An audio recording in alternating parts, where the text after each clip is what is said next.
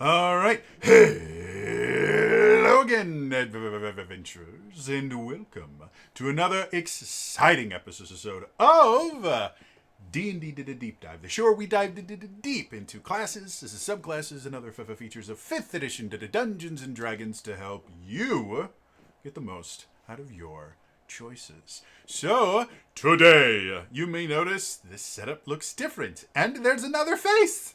There! This is it's weird because everything's flipped. This is my buddy Don. Don, why don't you go ahead and introduce yourself? Sure. Hey, classy underscore Don, as known on the internet. I'm a kind of big RPG fan. I as well am a podcaster.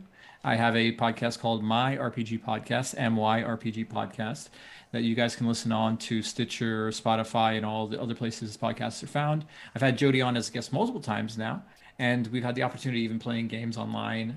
Some might even be hosted on this channel. So look into that as well in the backlogs. But yeah, just a general fan of anything RPG related. Awesome. And if you watched my most recent video, you know that we've been talking about the fighter and homebrew options for it. Well, something that I've mentioned in a couple of my posts in the community tab. If you haven't checked out my community tab that I just unlocked, check out. I do try and keep in contact with the channel there when I can't post videos and things like that. But one of the things I mentioned is I want, for this series in particular, to bring on some other voices, to bring some different ideas, because we're going to be talking about homebrew and right ways to do it, wrong ways to do it, and basically just giving people ideas on how they can do their own homebrews. And Don is a pretty prolific dungeon master at this point. I've been running quite a few different Giga games for a while now. And he, in our little group of friends, he's affectionately become the con DM, because he'll go to conventions and he'll meet other friends of mine and they'll be like, yo, we should totally play something. And Don's like, let me get my dice. So, It's a little bit like that, being a forever dungeon master. TM is a blessing and a curse, because you have the world, you have the ideas. So whenever you're talking to somebody, you're like, yeah, absolutely, I've got everything ready. So they're like, perfect, do all the work, and I'm like, I just gave myself more work to do. Crap. But no, I'm super excited. And at conventions in particular, be it Dragon Con, San Diego Comic Con, MomoCon, or whatever con I'm at the moment, I would love to introduce as many people into the game, or just get to play with people I love and enjoy, like our online friends. So I find myself running games all the time, and it's a lot of fun, but at the same time, a lot of work. yeah. So, that being said, let's dive into the fighter. Quick reminder, if you're enjoying this stuff, please like the video, subscribe to the channel, and hit the bell icon, turn notifications on. All of those other things are super important to this video being seen by other people. So please, it means a lot more than you know. That being said, quick refresher on 5th edition class design. In 5th edition D&D, every class is designed to play very, very differently right from the beginning. In order to do that, they have these things that we call defining features. Defining features are either something that is unique to the class, or maybe it's not unique, but it's something the class gets earlier or can use in a different way than any other class. The fighter is unique in the idea that, depending on how you build it, like I've mentioned in the other video, the fighter is designed to either be incredibly simplistic or hyper customizable. And you can play both extremes and everything in between. Because of that, it actually only has 3 defining features. It only has 3 features that show up in the first 2 levels. At level 1, you get Fighting Style and Second Wind, and at level 2, you get Action Surge. And those 3 very simplistic, simple abilities are what turn the fighter into the kind of very simple, straightforward class it is to play, while simultaneously being hyper customizable and very easy to get very, very complex with at the same time. It's something that the fighter does that I don't think any other class is anywhere near as good at doing. So very quickly, let's talk about the three defining features, because any subclass should somehow link up with at least one of these defining features.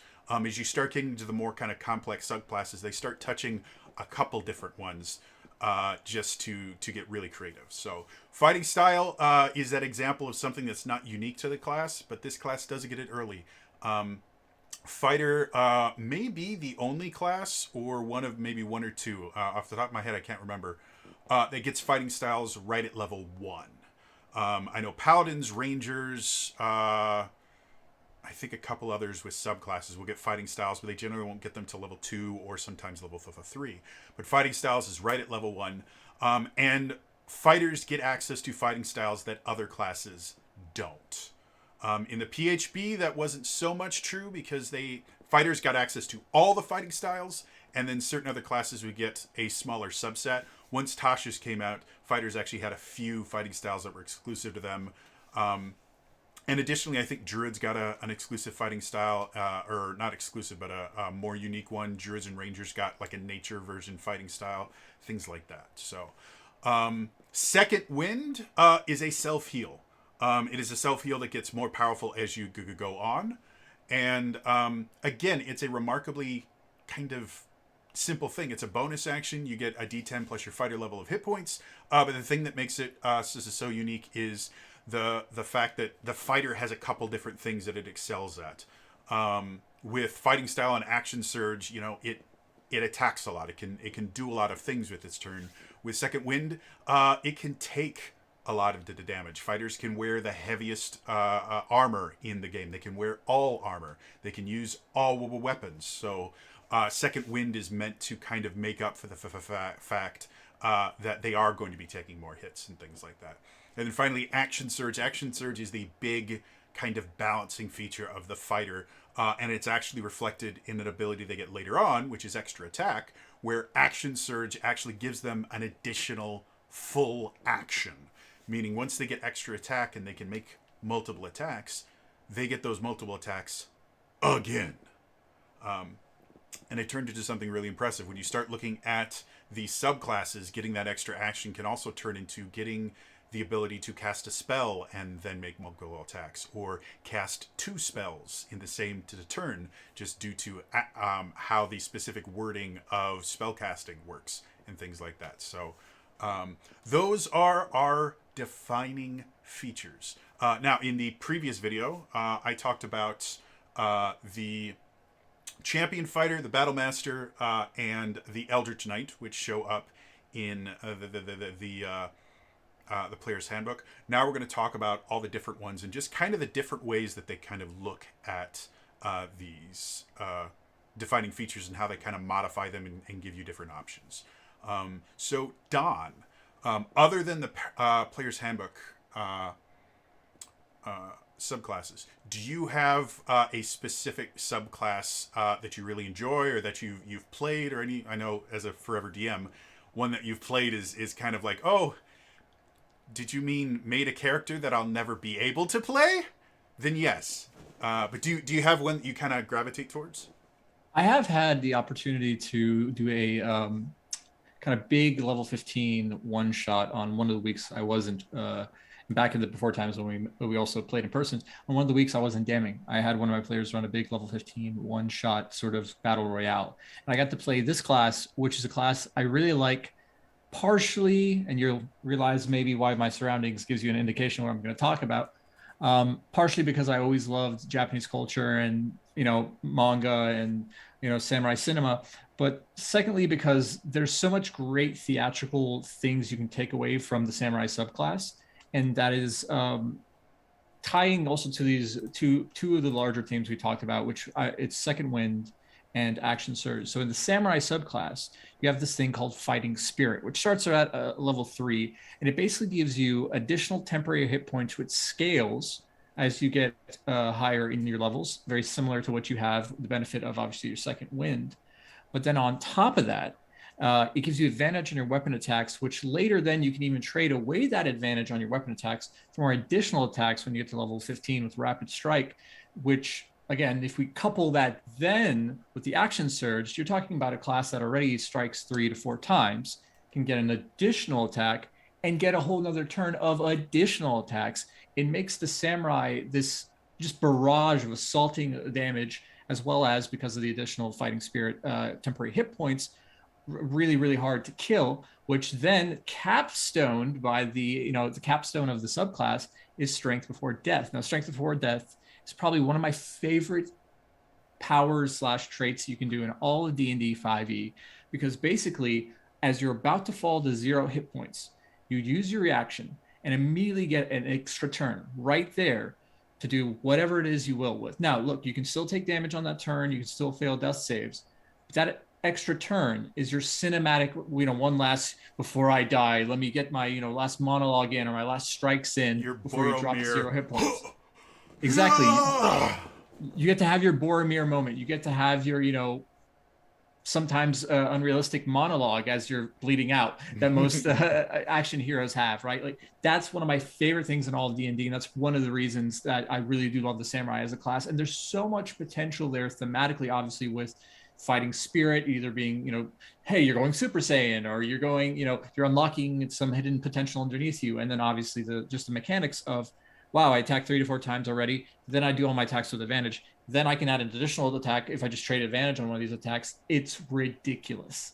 So that's one of my favorite subclasses. Yeah, definitely. And, going back to just kind of how it modifies the different things. Again, fighters get more attacks than any other class in the game, other than technically monks. But if you dual wield a fighter, you will get more attacks than monks. And it doesn't require any limited resource to use. And so when you're looking at, kind of that action surge, that idea that fighters attack, and looking at how fighting spirit kind of modifies that, it gives you a couple different things. First things first, obviously, you're going to hit more often. But something that I talk about pretty constantly is the idea of critical hits, and certain classes, when they get crits, just do crazy things. Like paladins and rogues tend to be your crit machines, because paladins, when they get a crit, they will smite and put all the damage ever on it.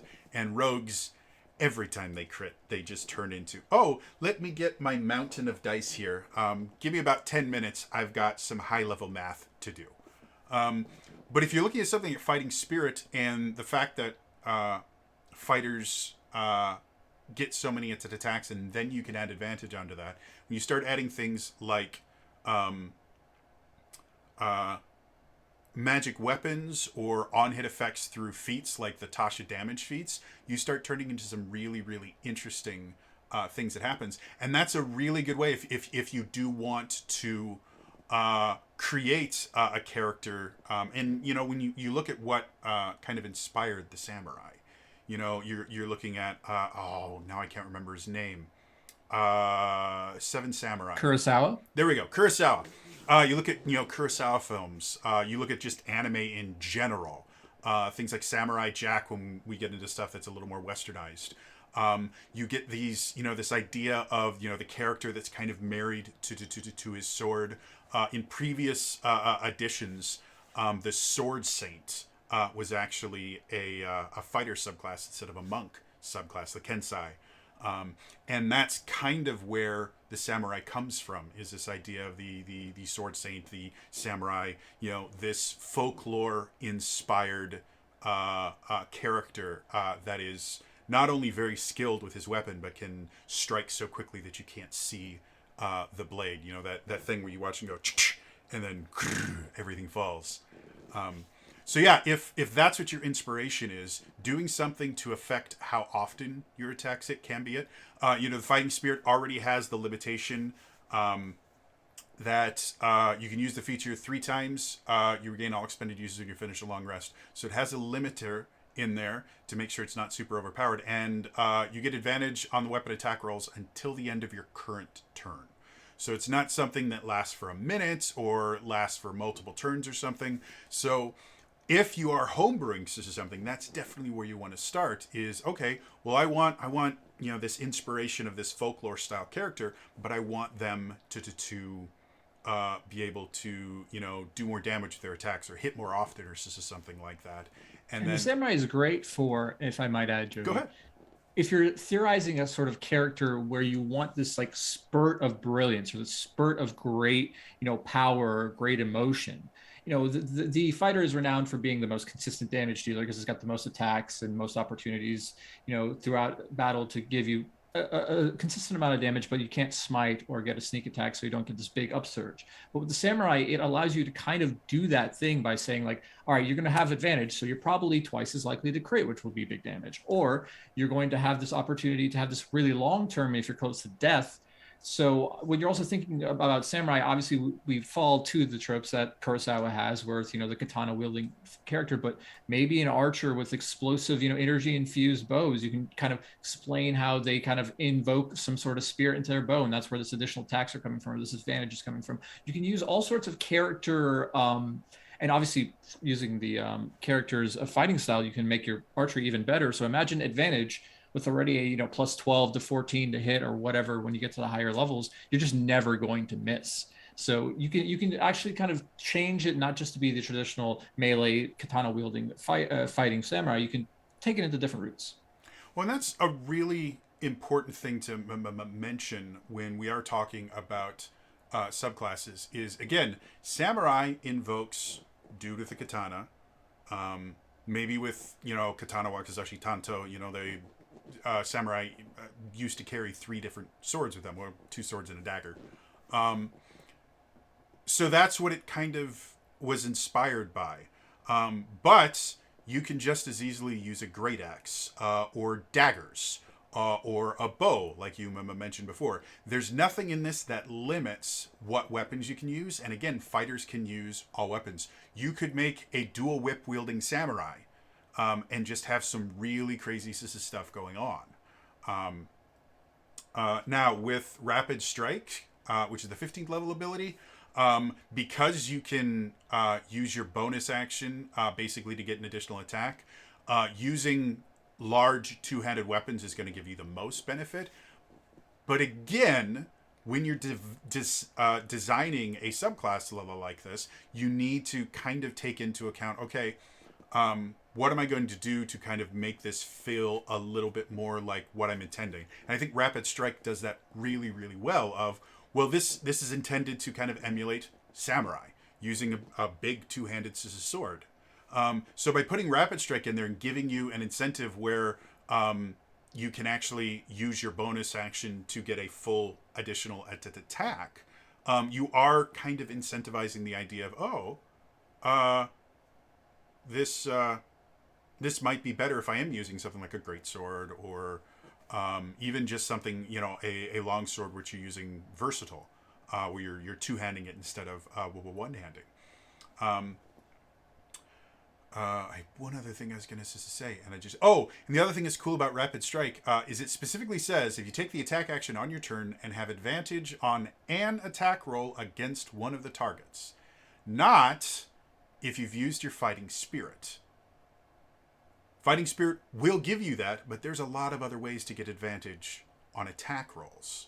So, as much as a lot of people look at Rapid Strike of, it's an upgrade to Fighting Spirit, it's an upgrade to just attacks in general, which is what fighters excel at. So, always understand the importance of how you make your wording. If the original intention, which I 100% don't believe this is it, but if the original intention was, well, Rapid Strike is meant to only work with Fighting Spirit and not any time they have advantage on an attack roll, you need to make sure that you're choosing your words correctly.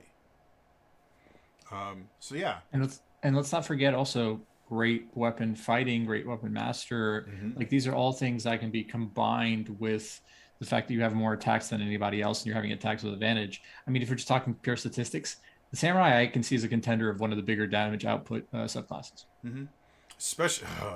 Especially if you use the bane of first level encounters, Great Weapon Fighter, because you can one shot just about anything.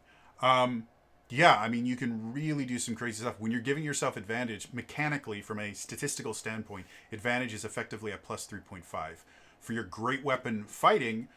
You take a -5 to your attack roll. Well, if you've got advantage on it, you're really only looking at a -1 to 2 So taking a -1 or 2 to your attack roll to get 10 extra damage per hit, it's really good. And again, that's another thing that's not a defining feature of the fighter because it doesn't show up until a little later.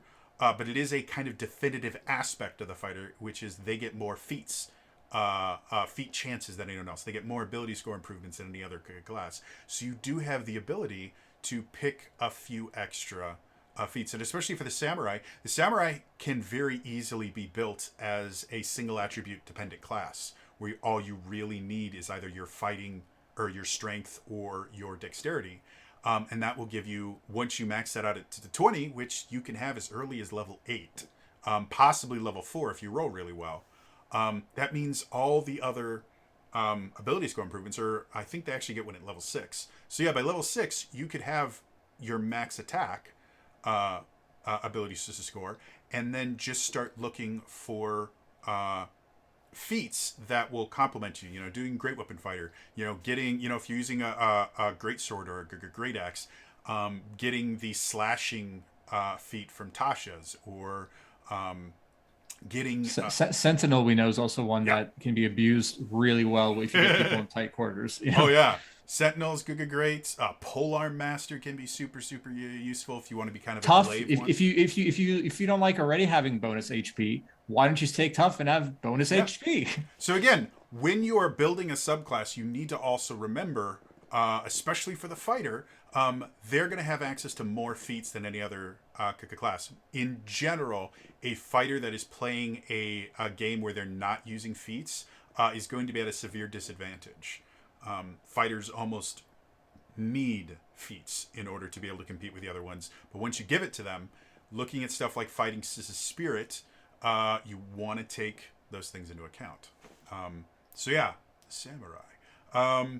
Just to kind of switch gears a little bit.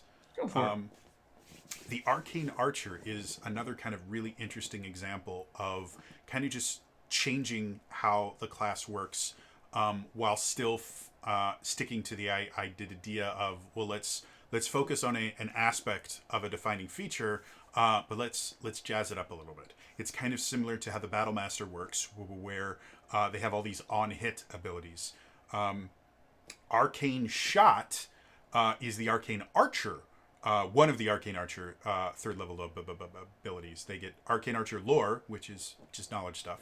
Another thing that's really important, look at other subclasses and look to see where they add in role-playing or exploration style bonuses, because you want to have those in your subclass, or when your player is not in combat, they're going to feel very much weaker than everyone else, because everyone else has these cool things they can do outside of combat. You're like, well, I hit things. But that being said, Arcane Shot, basically once per turn you fire an arrow from a short bow or long bow. As part of the attack action, you can apply one of your Arcane Shot options to that arrow. So the idea that fighters get all these extra attacks, this only works once per turn, but you get to choose one of those attacks is going to do something really interesting. The actual Arcane Shot options that you have are actually really interesting. Things like Banishing Arrow.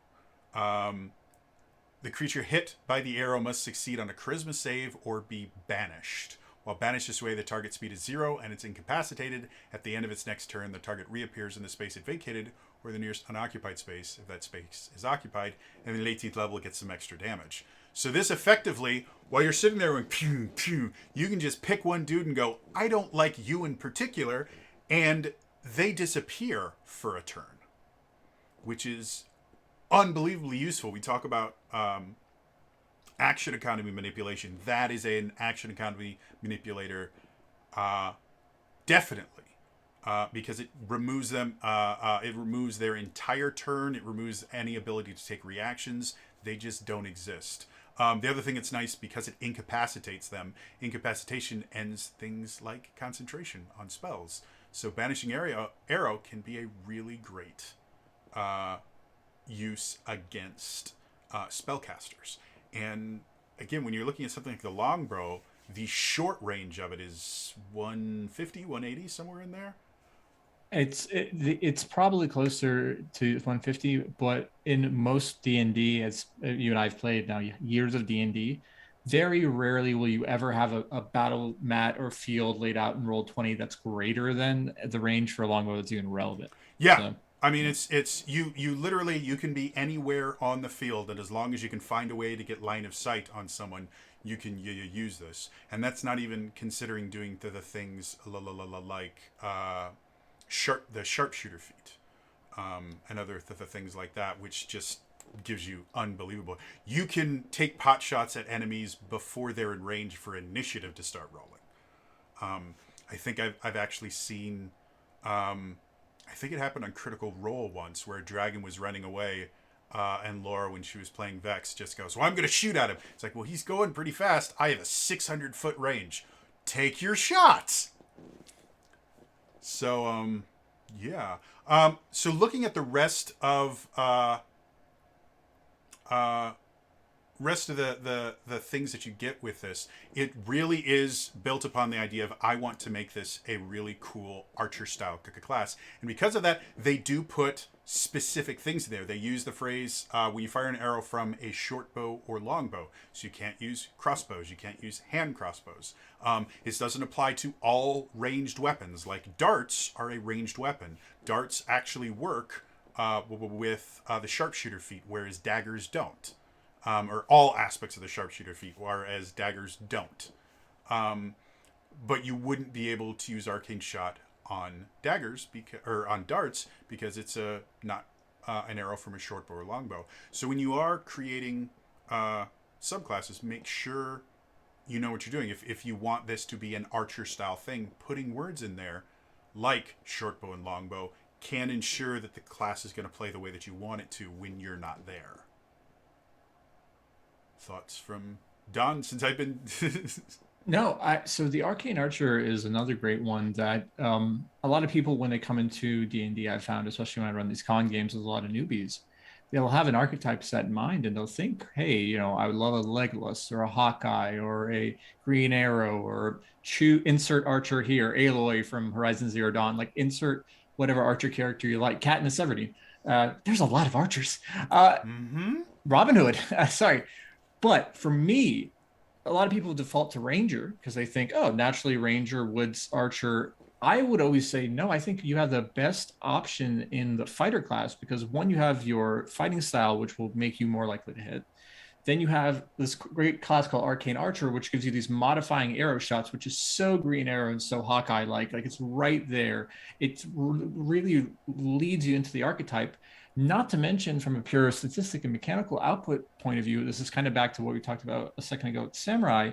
Is yes, you're going to have more opportunities to fire your arrows than any other class because you're already a fighter. Then you have these amazing abilities like curving shot, where even if you miss on one of your shots, you can re-roll as a bonus action your attack and see if you hit another target within 60 feet. So you have the opportunity there to kind of get back what would have been a bad roll, coupled with, assuming archery style gives you +2 to hit, you've got the probably +4 to +5 mod once you get to the higher levels.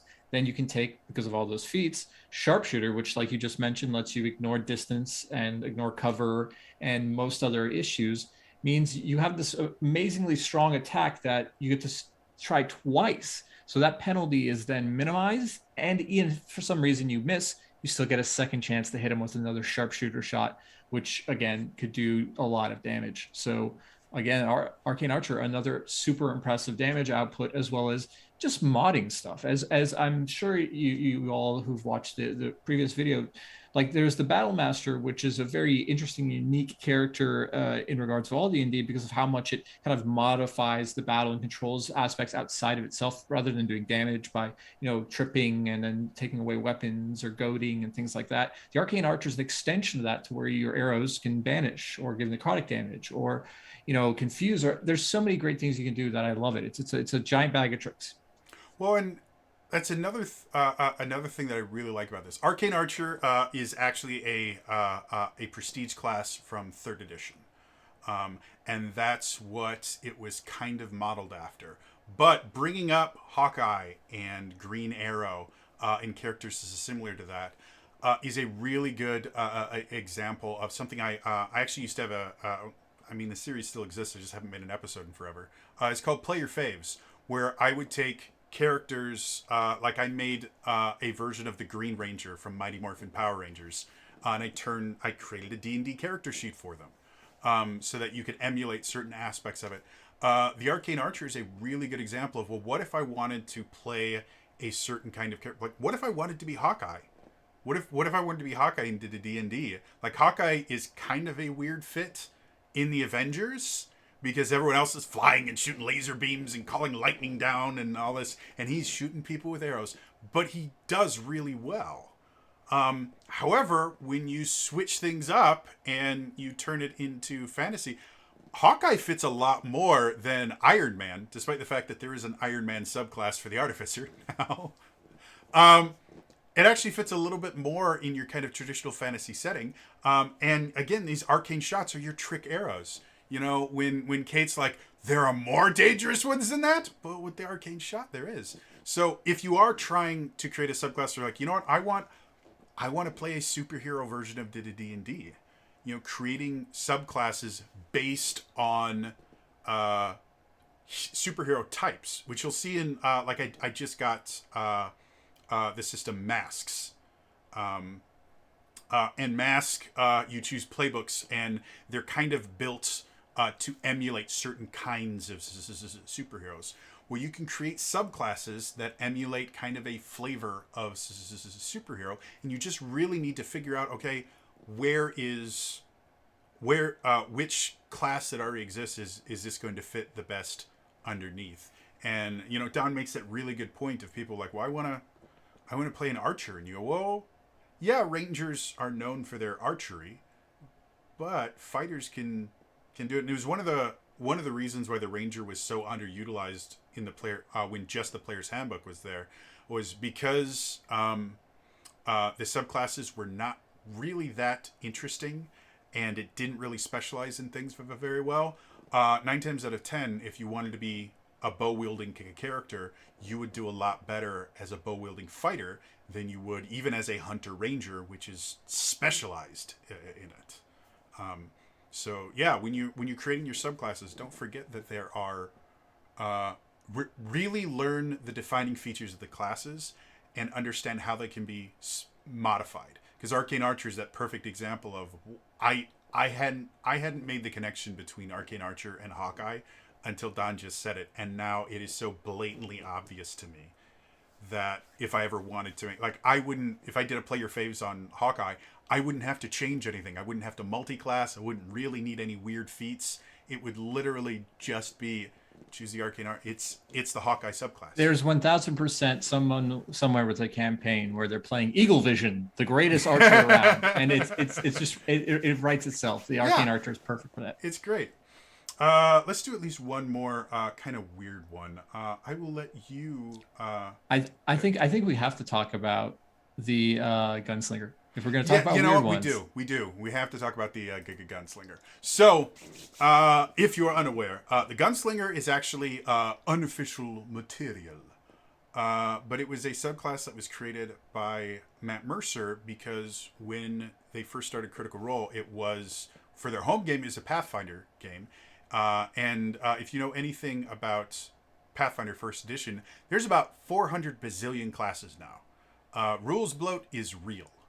And one of the classes you can play of a billion classes, there is a Gunslinger class in Pathfinder. And when they switched over to streaming it on Twitch, on Geek and Sundry, they switched over to 5th edition. And so Matt built this Gunslinger class for Taliesin Jaffe, who's playing their Gunslinger. And it had a life of its own. And it turned into something really, really interesting. The original, what was it? Tal'Dorei campaign setting, of which I have right here. The original Tal'Dorei campaign setting had the Gunslinger in there. They eventually, he originally released just a PDF on Google Drive. And then when the DMs Guild became a thing, he released it on the DMs Guild. and then it eventually made it to D&D Beyond, and now it exists there. If you actually go to D&D Beyond, you click on the fighter, it lists all the different subclasses, and Gunslinger is right there. And Gunslinger is such a perfect example of what changing weapon proficiency can do to any subclass. Giving a class that doesn't normally have access to a certain weapon, and then building a subclass around that weapon, turns into something just really, really interesting and fun. So Don, what are the things about the Gunslinger that really jump out to you as just kind of definitive of this subclass and make it play so different? So we get into this thing that has been touched on really much in 5e, because 5e is a streamlined system that really tries to stay away with floating modifiers and too many numbers to track. And it's the idea of counting ammunition and the risk reward of your gun jamming on you or potentially even being completely ruined. See, it's very perfect that you mentioned that this came over from Pathfinder, because there's a very Pathfinder and other RPG system ideas that got pushed into 5e partially just because of the popularity of Critical Role itself. But it does make the Gunslinger way different and way more unique than most of the other fighting classes here. So for those of you who are obviously aware of any sort of firearm, there's only a certain amount of capacity, bullets and or musket balls or whatever your ammunition is you have in a weapon until you need to reload. So now you have this tracking system to where you need to keep track of, well, how many shots have I fired? And then because the world is still technically based in Western European high fantasy, to justify, not everybody walking around with an M16 or a Glock, which is obviously a well crafted off the assembly line weapon. There's this inefficiencies of making. So there's a chance when you roll that your weapon jams and you have to spend an action or a turn trying to fix it. And I think that's what's really cool and really unique about the Gunslinger, other than just the archetype of you get to have firearms in your, Western European high fantasy stereotypical realm. Mm-hmm. Definitely. And again, looking at this from a homebrewing perspective, the strength, one of the biggest strengths of a fifth edition is how streamlined it is. It has, and this is something that I will argue with Pathfinder purists ad nauseum, is the idea, well, Pathfinder is just significantly more customizable than fifth edition is. It's not. It's just more complicated. There isn't a single character you can make in Pathfinder that I can't make in D&D using significantly less feats, using significantly less things, with a few rare exceptions. If I can be a devil's advocate, go for it. I think you're right in that 5e is way more modular, to where the lines are kind of set there, and that's what the series is. It's kind of explaining to you how the game design and the philosophy behind the game design is, so then you can easily add and take and subtract and kind of build a class based off those set kind of core elements. To whereas Pathfinder is already like, look, you don't have to do that. Here's charts with 500 options, or here's different abilities that you can then get down to the minutia to change your character, which kind of like when I brought up back when we were talking about floating modifiers, and then what we have the abilities to do with a fighting style is that's rare in 5e for somebody to say, okay, you have a flat +2 to something, or you have a flat +3 or -2. That's very rare actually in 5e. I can only think, and you remind me, I think maybe expertise for bards and rogues and like fighting style are the only two situations where pretty much determining your ability score is not just are you proficient, add proficiency, otherwise take from your ability score. So that's what I think is interesting. Whereas in Pathfinder, that's littered with floating modifiers left and right. Well, yeah, and that's the thing about Pathfinder and D&D 3rd and 3.5, which is what Pathfinder was based on. Pathfinder, for anyone that doesn't know what Pathfinder is, Pathfinder was built on the D20 system, which was the open license version of D&D 3rd edition. And they wanted it to be, it basically came about because Wizards of the Coast stopped supporting 3.5 so they could work on 4th edition. And people were upset about that. So Pathfinder, you can use a lot of D&D 3.5 with Pathfinder without any changes. Pathfinder does add some quality of life changes to make it a little bit easier to play than 3.5. But it's still built on this idea of a lot of number crunch and a lot of different numbers, and there's a rule for every single thing. The point that I was making is complexity is necessary in certain places, but complexity for complexity's sake is not a benefit. It is a detriment. And my favorite example of complexity for complexity's sake is two-weapon fighting in Pathfinder versus two-weapon fighting in D&D 5th edition.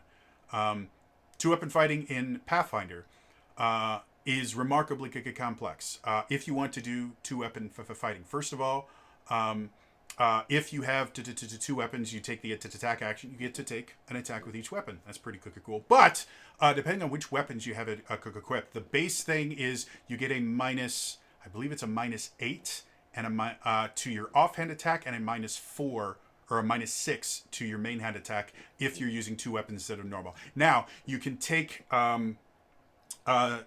two-weapon fighting, which is a feat, and that reduces those to minus, I think it's -4 and -6 and -4. Then you can take improvement weapon, two-weapon fighting, which turns it to -4 and -2. You can take ambidexterity, which gets rid of the offhand property completely and just turns it to -2 and -2. And all of that forces you to not really two-weapon fight until you're around level 5 to level 7, because you need bare minimum 3 feats in order to ever hit with your weapons. In 5th edition, two-weapon fighting is, well, are both weapons light weapons? Yes. Okay. On your attack action, you attack with your main hand. For your bonus action, you attack with your offhand. The attack rolls are exactly the same. The damage roll, you just don't add your ability modifier to the damage of your offhand attack. And if you take the two-weapon fighting style, you do. That's all it is. Now, complexity for complexity's sake is, well, in order to make two-weapon fighting balance, we have to put all these modifiers, and when we have to make all these changes into the things like that, none of that is necessary to have two-weapon fighting work. Like in Pathfinder, just with their action economy, not even using the D&D 5th edition, if you got rid of all those different modifiers and all those different feats, and you just made it work like that, it would still work. But by adding all that additional stuff on there, it becomes it's complexity for complexity's sake. And you see that constantly, like 3rd edition and Pathfinder and all those games that are based off it were built on the idea of complexity for complexity's sake. They wanted you to have a feat for everything, and they call that customizability. It's not, because all these different options and things like that aren't making it so you can do things that I can't do in 5th edition. They just make it harder for you to do the same thing. And that's kind of what I'm talking about. And that's what I'm talking about here, is the idea of adding the idea of tracking your ammunition and misfires is adding complexity. However, there's a certain amount of complexity that is necessary for things to work. Like, we could get rid of spell slots completely and just, or spell levels completely and just have all spells use spell slots. But that removes a lot of the balancing factors that are built into 5th edition. So that's a necessary complexity. And Gunsmith is the firearm properties that are built into the Gunslinger are a really good example of necessary complexity. Firearms are, without those things, firearms are massively overpowered. Like 100%. They're always going to be a better option than any other ranged weapon and most melee weapons. Like, they're just better. So adding those little bits of complexity allows you to modify things, allows you to add some interesting things and keep it balanced. And again, talking from a homebrew perspective, if you do want to add something that doesn't exist, like my custom class I made, the Dragon Knight, adds each subclass has a unique weapon, a brand new weapon that does not exist in D&D. And because of that, I can do some really cool things that you can't do in any other class, but it also means I have to have limits in there for about how these weapons work and how they're designed to do things and how they interact with feats and the things like that. So yeah, I think that's and this is just kind of this is indicative of Matt Mercer and the fact that he had an entire campaign of playtesting to perfect this. But Matt Mercer has this ability to create new options of the things like that, and add in just enough complexity to let you do something you can't do otherwise. And I love that. And I think that's one of the coolest things about the Gunslinger is that it's able to add complexity without it feeling unnecessary, without it becoming too mind-boggling. I've had a Gunslinger in one of my Kika campaigns. We never really had an issue with him keeping track of... I actually have someone that's using a firearm now because the Gunslinger left his gun and magic bullet bag to the Ranger Barbarian. And I didn't realize that was a thing he was going to do until it happened, and the Ranger Barbarian pulled out a gun and started shooting with it. I'm like, oh, fun. But yeah, we've never had an issue with the additional complexity. And that is a really good example of how, yeah, adding complexity is not a bad thing. You just need to understand the difference between complexity for complexity's sake and necessary complexity to do something different. And Gunslinger is a perfect example of that. I mean, if you look at what the Gunslinger can do, their trick shots are very similar to the Arcane Archer. However, because of the Gunslinger aspect of it and the fact that they're using a firearm, it does feel very, very different than the Arcane Archer, despite the fact that they effectively have the same gimmick. They can take some of their shots and make them different. Trick shots actually have a different limited system called grit points, and they have a different way of earning grit points and how to use them and the things like that. All of these are little bits of complexity that work because they're not massively complicated. They don't use a bunch of floating modifiers or anything like that, but without them you can't do this. And they keep the numbers low. I think the conversation we can have in regards to a lot about D&D is there's this intent with D&D to keep the numbers relatively low so it's easy to track. When you get to wizards and spellcasters, you'll talk about this because at a certain point, even a 20th level wizard or doesn't have more than maybe 5 first levels. Now maybe 4, but 4 is they can. Yeah, so you never have a thing that you can do so many times. Usually it's bound either to a flat number, which increases at level, or your proficiency score, which never maxes technically in the game beyond 6. Sorry, I apologize. Yeah, but 6. Nobody gets to 6. Nobody gets to 6. D&D games end before them. Technically in one of those now, so I messed up there as a DM.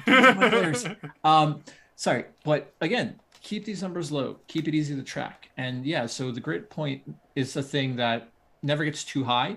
And if you're playing it right, you're burning these things pretty often. And that's the other one is it's not something that you're so precious of that you never use, like potions in a online RPG game. And then you find out at the end you have 1,000 potions. It's like, when will I ever need these?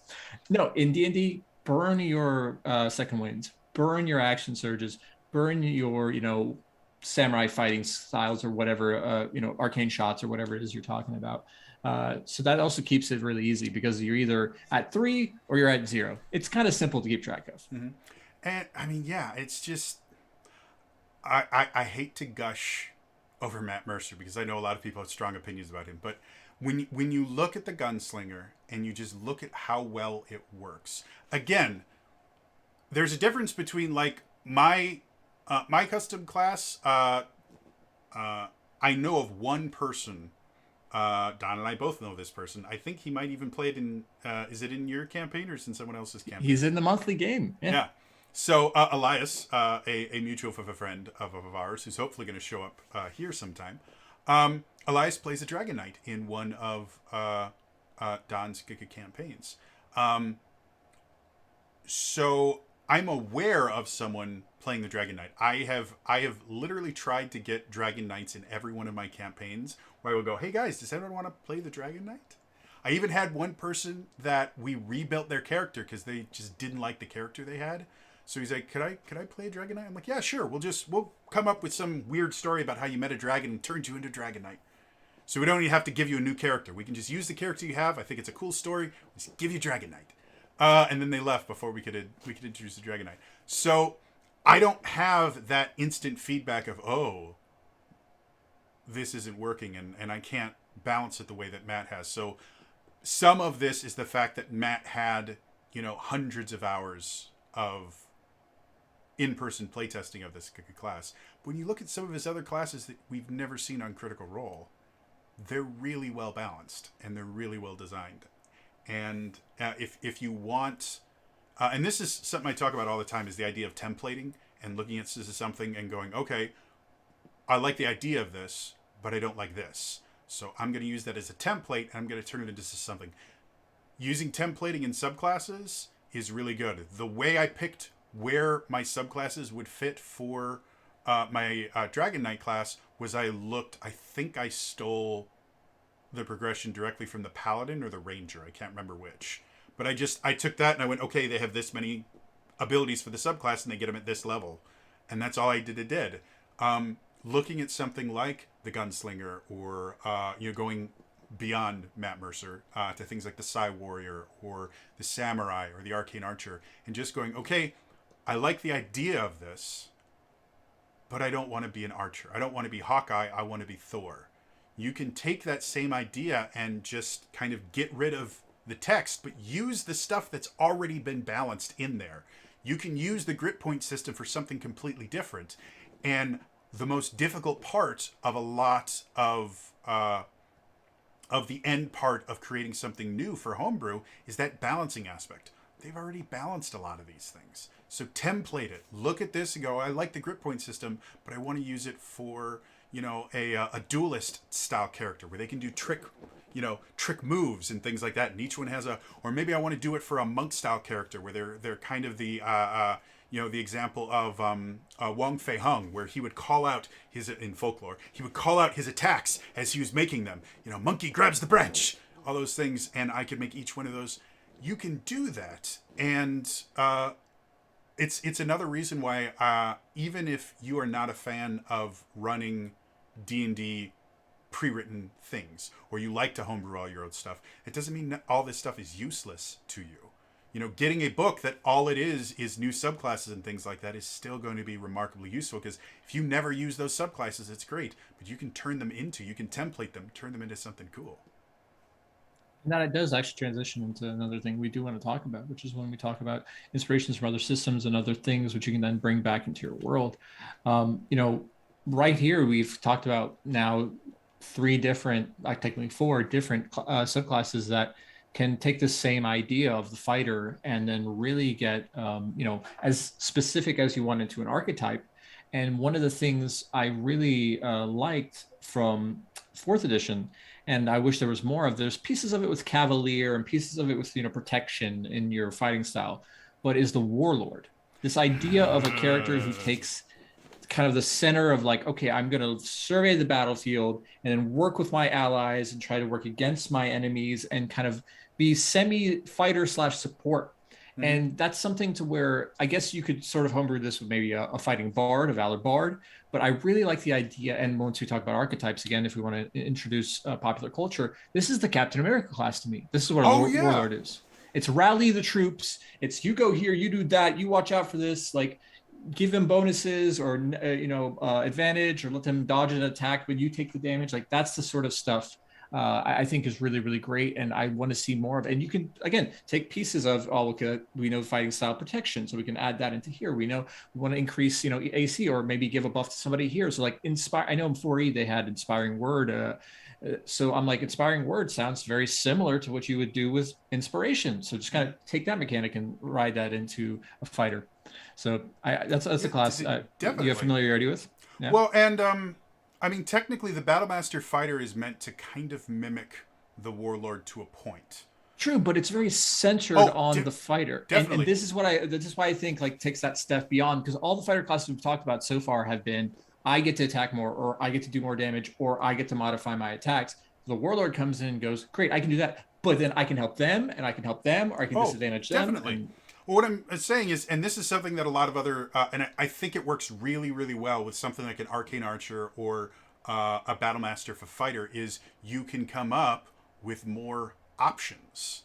The Battlemaster does not play like a warlord. The warlord in fourth edition was a leader. It was technically a healer. It was a subclass of fighter in fourth edition, um, but it was a healer that was a fighter, and it made it such an interesting, fun class to play.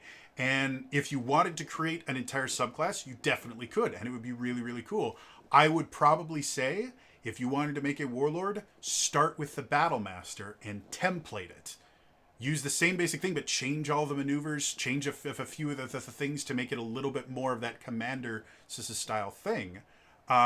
Or just add on to the Battlemaster with a bunch more maneuvers that fit more of your warlord's style. And that's a really, really great way to start your homebrewing process, is just take a subclass that you're like, you know what, I like this, but I like this earlier version, or I like a version of the this that's in a different system, and start making modifications. Because generally, modifications are going to be easier to come up with than brand new homebrew.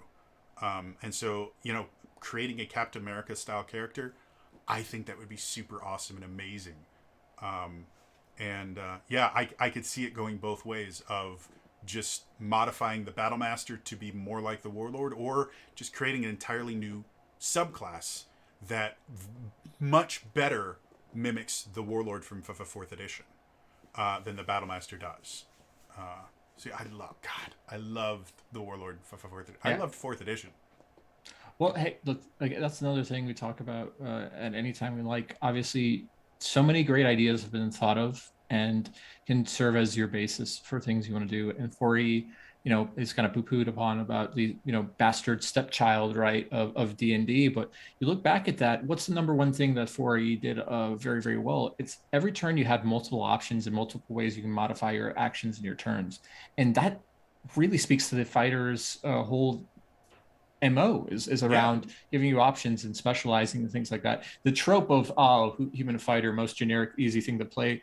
It's funny for joking, but then you stop and you actually dig deep into the fighter and the subclasses and the options. You're like, no, this is probably one of the more rich classes with all the options. Mm-hmm. Every other level, there's a feat or a new ability or something you can do. It's one of the most dense characters out there. Yeah.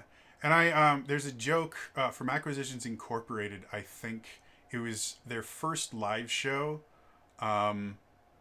with Will Wheaton, and they're fighting this giant Hydra. And so Will Wheaton uses one of his daily powers, because they're using 4th edition at that point, uses one of his daily powers where it's called Temple of Light or something like that. And he was playing an Avenger, which is a super cool 4th edition class. And so not only does he hit this Hydra, but he also gets all these bonuses, and everyone else does that at extra damage. And then Mike Krahulik, who's playing the wizard, goes, okay, there was this guy who just threw this fireball at him, and he goes, you want to see fire? And and he describes, I rip open the ground in front of me, and you see this giant magma hand crawl up, and this creature of of conscious magma crawls itself out, and it goes and he hits. And Scott Kurtz, who's playing the fighter, goes, what level are you? And he's like, no, it's called Summon Magma Beast. He's like, yeah, but I've got like a hammer and and my daily's like hit. And so I found it really funny because it's a great joke. But then the ability he uses is called Crack the Shell when his turn comes up, which ends up one-shotting the monster. And when you look at the 4th edition fighter, it was designed to be very simple and very easy to play until you wanted to get creative with it, and then it got crazy. And that's how the fighter is in 5th edition. And that's what a lot of the subclasses are really great at doing. It's kind of stepping outside this idea of like, my whole purpose is to attack, and then if I get another attack, I do another attack, and then maybe I attack on a crit because I have a champion. Like, no, all these subclasses and all these tertiary things I bring in are to give you more options. And it's funny, one of my classes that I have, I modified this into a class, but I also modified this as an aspect of a legendary weapon too, is an extension of the kind of fighting spirit aspect that we have in 5e, where I like that trope, right, of the samurai opens the blade and stops and heads drop, right? So I created kind of a conditional thing with a sort of legend to where, if you go first before the person attacks, you have, first strike is deadly. You have this option to do a massive amount of additional critical damage if you hit. And then if that fells your foe or whatever, then it sends a wave of fear through all the other denizens nearby, and they make wisdom saves, whether they run in fear because holy crap, you took him out with one swing, one hit. And I've always loved that idea of, again, this is a fighter which is traditionally thought about consistent damage over time. I'm like, no, truncate that into this one specific situation to where, like, right now, if you want to have this explosion of damage, go for it, make sure you hit. And then if you do enough damage, cascades and worries everybody around you and creates a debuff or makes them just run out of fear. Which so is that's a cool thing you can do. Super cool. Like, just crazy awesome. So since we're pushing an hour now, just one final non D&D example of a fighter type character that doesn't exist in D&D currently that you think might be cool. Well, I mean, I took the last one. If you want to take this one, go right ahead. Well, we'll both do it. I'll let you do it first so I have time to think. That's the joy of being the host. So yeah, just any, it doesn't even have to be an RPG, like a tabletop RPG, just anything that you've ever played. What do you think would be cool? So, I've always had a fascination, and this is kind of an extension of the monk, but the monk in 5e doesn't do it quite right. Mm-hmm. This idea of energy in your attacks, and energy coming from kind of the energy you buy into martial status. And I've always thought of this sort of Magneto meets, Silver Surfer, sort of like this cosmic warrior figure that I've always had. It kind of exists in one aspect of my world. My players have encountered it now, so I can talk about it. But like, maybe it's the power cosmic that I'm ripping off, but I've always liked the idea of you kind of manipulate the energy and matter of the world around you, and there's a give and take as to when you do that. So if you manipulate, time, and if you hit somebody and take more hits, if you take more actions against somebody, then there's more actions that then the world fast forwards around you to catch up to you, and you're stuck there. So I have this sort of, and I think Mercer does this kind of with his Dunamancy and his sort of time magic stuff that he's been doing recently. But yeah, so I've been doing these interesting campaign enemies that they've been fighting now, as they're off in the Astral Sea and they're level 20 and fighting crazy challenges, where a lot of the battle comes down to, like, they can do a cool hit or they can do something that breaks time. Like, for example, I'll ask you to confirm hit, which sounds like a confirmed crit from older editions, but I'll ask you to confirm hit again because they have this aspect about them to where actually you thought you hit them, but they were in a different point in time, and now you skip to that point in time, your attack was completely 60 feet that way. But if you do confirm hit, now it ends up happening is you hit them twice, so there's that give and take. And it was me just right. So I really like that. Yeah, because I really wanted to create, especially at high level D&D, since you're doing so much damage and battle can go for so long, I wanted to kind of truncate the experience to be like, when they hit, they could potentially hit you at 2 points in time, or they can hit you and then force you to be hit again because you get caught in a time loop or something like that. But at the same token, because I don't want battles to take forever, you can do the exact same thing to them. So when they're trying to phase through time and mess with you, if you hit them twice as much because you're breaking them through time and they're cascading and they have to catch up and they take that damage multiplied. So that's something I've been messing with, especially now with my Astral Sea adventures. So again, it's a thing about risk reward, and the fighter's made for risk reward because, second, obviously, to barbarians, it's got a whole chunk of hit points. So I thought it was, that sounds like a fighter class more so than anything else, right? Well, I mean, you bring up a good point about high-level D&D is a different game than low-level D&D, and high-level combat, you have to play it differently. And I like the idea of effectively getting multiple attacks into a single thing, because that it speeds up combat sometimes, and yet it makes certain things more heavily weighted and things like it. There's so much about that I would love to unpack and just go, wow, that was such a cool idea. Well, we don't have time. Well, we can talk about, and another quick aspect of it, the Magneto aspect of it, is the idea of like magnetism, right? So I like the idea of like, depending on the role, I can induce a magnetic field and bring you to me, because obviously when you get to high level D&D, if you're a very strong wizard or archer, you don't even have to be near the battlefield to cast, chain lightning or meteor strike or whatever you want. So again, this idea, I created this aspect of like, oh, reversing magnetism, but all of a sudden now you're compelled to come towards me in my range to where I can really hurt you. Obviously can work against you because that magnetism might also have them be drug into the AoE of something or something like that. So Yeah. that's something to where just kind of you got to think outside the box here and Yeah. obviously take your cosmic Marvel influences and bring them in. Definitely. For me, and this is gonna link a little bit with my new obsession recently. Elden Ring, in Soulsborne games, specifically Dark Souls 3, and now in Elden Ring, I'm working on this. They have sorceries that allow you to effectively manifest a sword from your staff and use it just like a regular sword, but it's a magic weapon, so it doesn't like bounce off walls and stuff like that.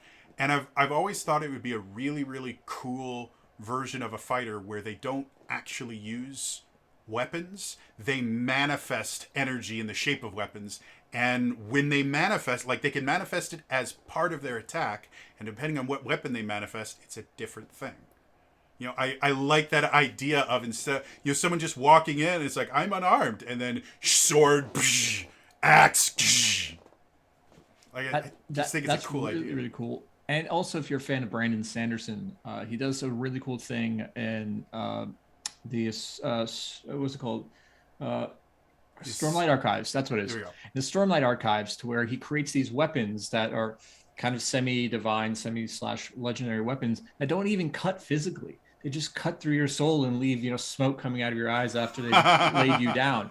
And it's such a cool thing visually because, again, anybody can quote unquote try to pick them up, but it'll have, just be like a dull metal or a dull, stick to them. But then when the right wielder who has the right power and attunement to obviously the divine, then they become these just slaughter weapons that, he talks about large strikes with just smoking heads and mouths as 7 people fall immediately. I'm like, I love that. I love that thematic thing. So I love that idea. It's a kind of extension of that idea that it's not even just a weapon. It's more of just a manifestation of one's will or one's power. Mm-hmm. So, final thoughts. Looking at the stuff that already exists, again, look at the stuff that already exists. People have put a lot of time and effort into designing these things. Not all of them are 100% perfect. I've covered quite a few subclasses and things on D&D Deep Dive where I go, you know what, this isn't great. But it gives you a starting point. And look at the different ways that the things do this. Arcane Archer and Gunslinger have that kind of, well, I'm going to modify what you can do with your attacks, but they do them in such different ways. Or looking at this is Samurai, which is basically, okay, I'm going to make your attacks work significantly but better and do things, look at what already exists and get creative. Take inspiration from, cosmic powers, or take inspiration from video games that have no way to really relate with the D&D. The thing I love most about the 5th edition homebrewing is, compared to other editions, I think 5th edition is probably the easiest to homebrew because of the lack of crunch. You don't need to come up with 77 different things to make a single subclass. Generally, most subclasses are about 4 to 6 abilities. So you only need to come up with 4 to 6 things that kind of fit together and fit with a class. And that's it. So it's a really great place to start if you want to start getting into game design, into the things like that. And yeah. Any final thoughts from you, Don? Yeah, I mean, you hit the nail on the head. Like 5e is so modular, and a lot of the answers come down to like, oh, well, if it gives you an advantageous position, just add advantage or give disadvantage. And that's one of the beauties. I think the advantage disadvantage system is probably one of the smartest things game design wise that Wizards did when they created 5e, because then you throw away all that extra crunch and less somehow is more, right? It's to keep it simple, stupid, as they say, KISS. And right there, like you have any class you want to create. If you want to create mods, advantage, disadvantage, and that's what a lot of these classes we talked about were: advantage, disadvantage. Very rarely was it +2 or +5 or -5, and that makes it super easy. And also, lastly, if I can add one final thought, it's please always take your game's wants and desires and have that be the initiative to break the rules. Because as somebody who always falls back to the rule of cool, and I'm sure Jody does the same thing, that's what we're here for. So the system is great. It's really modular. And as soon as you look at something and go, I love monks, and I know you've had a previous episode, really didn't like what they did before Elements Monk. I completely did my own version of that because I love Avatar and I love that sort of things. And whether it's play test worthy or Adventures League compatible is irrelevant. Play, bring out outside influences, and have a lot of fun. Definitely. Well, that is going to be all for me today. As always, reminder, like, subscribe, turn notifications on in the comments down below. What is your cool idea for a fighter that doesn't exist in 5th edition? Put those in the comments down below. Don, if people want to find you on the interwebs, where would they be able to do that? The easiest way to find me is to go to my Twitter, which is classy_Don. That's DON. Also, a link to my RPG podcast, which is my RPG podcast, where I talk to great creators like Jody about their streams, their content that they make, their products that they produce, and just generally anything like that. So my RPG podcast can be found on Stitcher, Apple Podcasts, Podbean, and wherever all podcasts are found. Otherwise, thanks for having me, Jody. Thank you for coming in and talking about some really cool stuff with me, Don. Again, that's all for me today. I'll see you guys in the next time. All right? Bye-bye.